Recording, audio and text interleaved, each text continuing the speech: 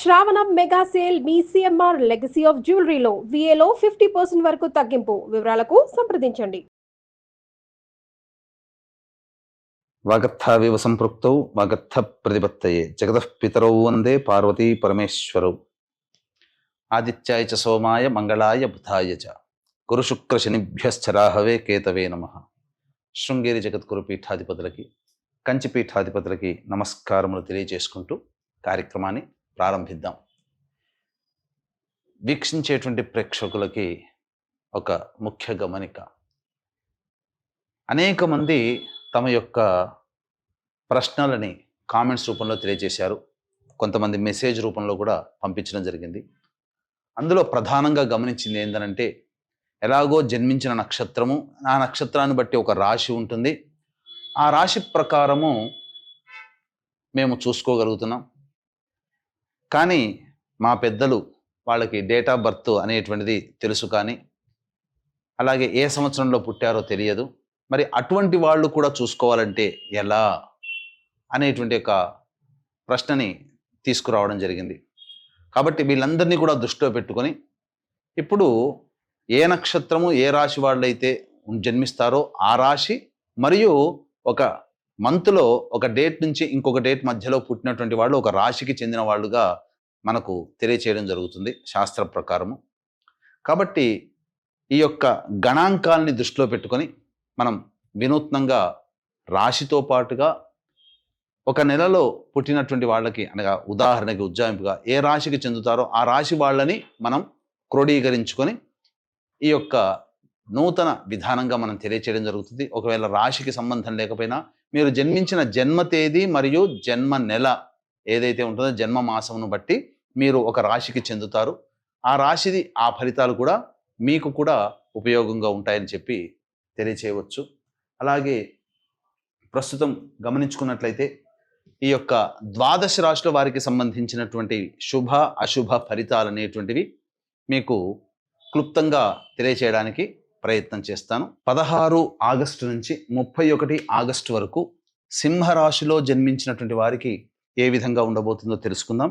సింహరాశిలో మఖ 4 పాదాలు, పుబ్బ 4 పాదాలు, ఉత్తర 1వ పాదం. అలాగే ఆగస్టు ఏ సంవత్సరంలోనైనప్పటికీ కూడా ఆగస్టు 10 నుంచి సెప్టెంబర్ 16 మధ్యకాలంలో పుట్టినటువంటి వాళ్ళు సింహరాశికి చెందిన వాళ్ళు అవుతారు. కాబట్టి నక్షత్రము రాశి ప్రకారం సింహరాశి, పుట్టిన తేదీ ప్రకారం ఈ మంత్లో పుట్టినటువంటి వాడు సింహరాశి. కాబట్టి ఈ ఫలితాలు ఈ విధంగా చూసుకోవచ్చు. ఇక గమనించుకున్నట్లయితే గురుగ్రహ ప్రభావం సంపూర్ణముగా అనుకూలంగా ఉంది. ప్రధానంగా ధనపరమైనటువంటి సమస్యలన్నీ కూడాను పరిష్కరించుకోగలుగుతారు. రాని బాకీలు వసూలు అవుతాయి. అలాగే మీరు ఏదైనా రుణాలు చేసినదైతే ఆ రుణాన్ని కూడా తీర్చుకోగలిగే సామర్థ్యం మీకు కలుగుతుంది. కాకపోతే ప్రధానంగా శుక్రుడు కూడా గ్రహ సంచార ప్రభావంలో అనుకూలంగా ఉండడం వల్ల ఎవరితోనైనా కానీ, ముఖ్యంగా స్త్రీలతో వాగ్వివాదాలు కనుక ఉంటే వాటిని పరిష్కరించుకోగలుగుతారు, మీకు అనుకూలంగా ఉంటుంది. ఇంట్లోనైనా కానీ సొంత రక్త సంబంధీకులతో కానీ భార్యతో కానీ ఏమైనా వివాదాలు ఉన్నా ఆ వివాదాలు సమసిపోతాయి. ఆనందకరమైన జీవితాన్ని పొందుతారు. వైభవోపేతమైనటువంటి జీవితాన్ని గడపడానికి మార్గం ఉంటుంది. అలాగే విలువైన ఆభరణాలు, దుస్తులు కొనుగోలు చేసే అవకాశం ఉంటుంది.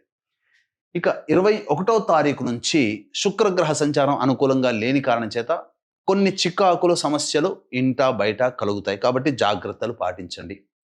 ఇక బుధగ్రహ సంచారము మీకు అనుకూలంగా లేని కారణం చేత ఏం జరగబోతుంది అంటే, గురుడు యోగిస్తున్నాడు, ధనాన్ని ఇస్తున్నాడు, కానీ నిలుపుకోగలిగేటువంటి శక్తి ఉంటుందా? ఖర్చులు విపరీతంగా పెరిగిపోతాయి ఈ యొక్క బుధగ్రహ సంచార ప్రభావం వలన. అంటే వచ్చింది వచ్చినట్టుగానే పోతుంది అనే విషయాన్ని గమనించుకోవాలి. కాబట్టి ఖర్చుల విషయంలో సింహరాశి వాళ్ళు కాస్త జాగ్రత్తలు పాటించాలి. ఇక రవి కేతు యొక్క సంచారము రాశిలోనే సంచారం చేస్తున్నటువంటి కారణం చేత చేస్తున్నటువంటి వృత్తి, ఉద్యోగ, వ్యాపారాల్లో ఒక అభద్రతా భావం, ఇన్సెక్యూరిటీ అంటారు. కాబట్టి ఏదో జరగబోతుంది, మనల్ని ఎక్కువ కాలం ఉంచరేమో అనే యొక్క యాంగ్జైటీతో కూడుకున్నటువంటి ఇన్సెక్యూరిటీతో లైఫ్ని లీడ్ చేయాల్సిన పరిస్థితి వస్తుంది. కాబట్టి జాగ్రత్తలు పాటించండి. దైవానుగ్రహాన్ని పొందే ప్రయత్నం చేయండి. ఇక ద్వితీయ కుజ యొక్క సంచార ప్రభావం ఇది అనుకూలంగా లేదు. కాబట్టి మాట మాట్లాడేటప్పుడు ఆచితూచి స్పందించండి. ఎందుకనంటే మీ మాట ఎదుటి వాళ్ళకి మీరు కరెక్ట్గానే అనుకుంటారు, కానీ అది ఎదుటి వాళ్ళని గేలి చేస్తున్నట్టుగా ఉంటుంది. కాబట్టి ఎక్కువ తక్కువగా ఎవరితో కూడా మీరు వ్యవహారం చేయకండి. ఇది చాలా ప్రమాదమని గమనించాలి. ధనపరమైనటువంటి చిక్కులు సమస్యలు ఉంటాయి. డబ్బులు ఎవరికి కూడా అప్పుగా ఇవ్వకండి. ఆ ఇచ్చిన అప్పు మీకు మళ్ళీ తిరిగి పుట్టదు, తిరిగి రాదు అనే విషయాన్ని గమనించుకోవాలి.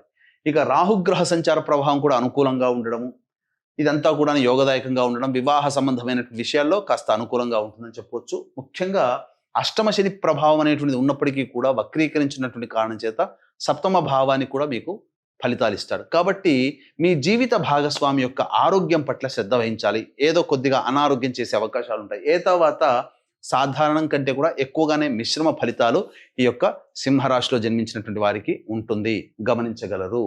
ఇక ఈ సింహరాశిలో జన్మించినటువంటి మహిళలకి ప్రధానంగా 20వ తారీఖు వరకు అనుకున్నదే తడవుగా, పాడిందే పాటలాగా అన్ని విధాలుగా సహాయ సహకారాలు ఉంటాయి.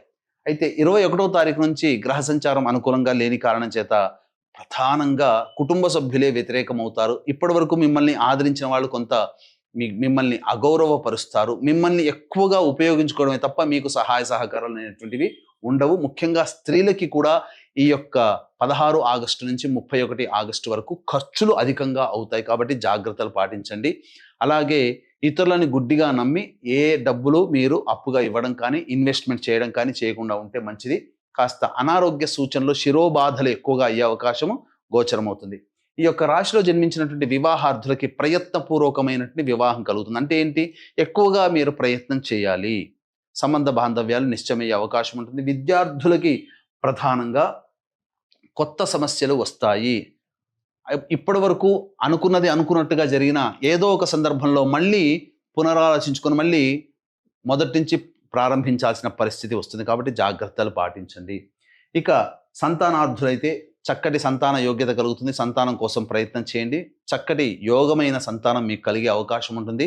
గర్భధారణ జరిగినటువంటి మహిళలకి సత్సంతాన ప్రాప్తి అనేటువంటిది కూడా గోచరమవుతుంది. తర్వాత మిశ్రమమైనటువంటి ఫలితాలు ఉంటాయి కాబట్టి మంచిది. ఇక ఉద్యోగము, నిరుద్యోగస్తులకి ఉద్యోగ లభ్యత తక్కువగా ఉంది కాబట్టి జాగ్రత్తగా ఉండండి. ఆత్మవిశ్వాసాన్ని సడలిపోకుండా మీరు ప్రయత్నం చేయండి. ఆల్రెడీ మీరు ఉద్యోగం చేస్తున్న వాళ్ళైతే నూతన ఉద్యోగము, నూతన కంపెనీల్లో ప్రవేశానికి ఈ సమయం అనుకూలంగా కాదు.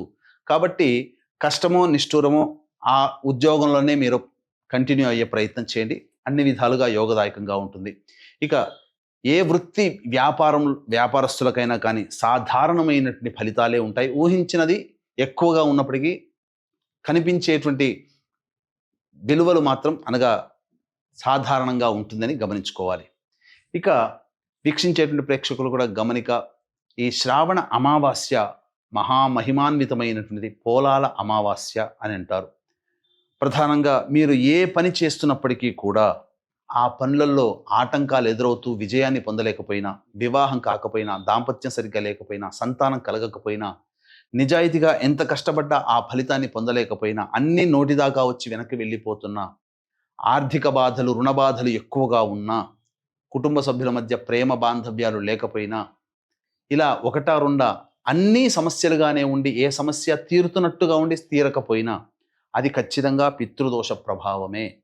కాబట్టి ఈ పితృదోషం అనేటువంటిది తండ్రి వైపు 6 తరాలు, తల్లి వైపు 3 తరాల్లో road accident, fire accident, suicide attempt, నదిలో బావిలో పడి చనిపోవడం, ఇంట్లోంచి వెళ్ళిపోవడం, లివర్ ఫెయిల్యూర్, కిడ్నీ ఫెయిల్యూర్, క్యాన్సర్తో చనిపోవడం, 60 సంవత్సరాల లోపల కుటుంబ సభ్యులు ఏ విధంగా చనిపోయినా ఇవన్నీ కూడా పితృదోష ప్రభావాలు అంటారు. కాబట్టి మన పీఠమాధ్వర్యంలో ఈ నెల 22వ తారీఖు రోజున సశాస్త్రీయముగా ఈ పితృదోష నివారణ కార్యక్రమం జరిపించడం జరుగుతుంది. అవకాశం ఉన్న వాళ్ళు కార్యక్రమం తదనంతరం కాంటాక్ట్ చేసి పూర్తి వివరాలు తెలుసుకోవచ్చు. ఇక రోజువారీగా చూసుకున్నట్లయితే 16వ తారీఖు రోజున సంతానం మూలకంగా విభేదాలు, ఖర్చులు పెరుగుతాయి. సంతానంతో వాగ్వివాదాలు కలుగుతాయి. కాబట్టి జాగ్రత్తలు పాటించండి.